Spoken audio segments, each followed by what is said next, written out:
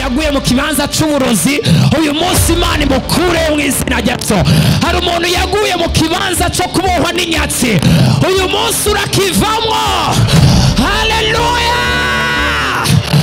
Igihe cyose uguhumeka imwemu y'abazima, umviriza ukaba uri hasi, gerageza witere intege, winanate, wongere uhaguruke, uvuge n'Imana ndicakwizeye.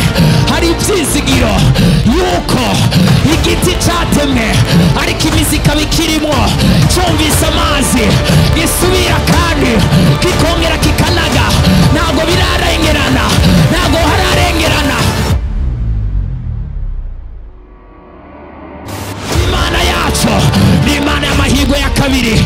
Barakuroze ariko uricariho, barakuboshe ariko uricariho, baguteza imitego ariko uricariho, karandi irakuboshe ariko uricariho. Ntihararengerana. Imana irashobora kwandika amateka mashasha. Imana irashobora kukuduza. Imana irashobora kugushyira hejuru. Imana irashobora kukwambika amavuta. Imana irashobora kukubohora. Imana irashobora kuguteza intambwe. Imana irashobora kugukura mu kibanza kimwe ikakugeza mu kindi.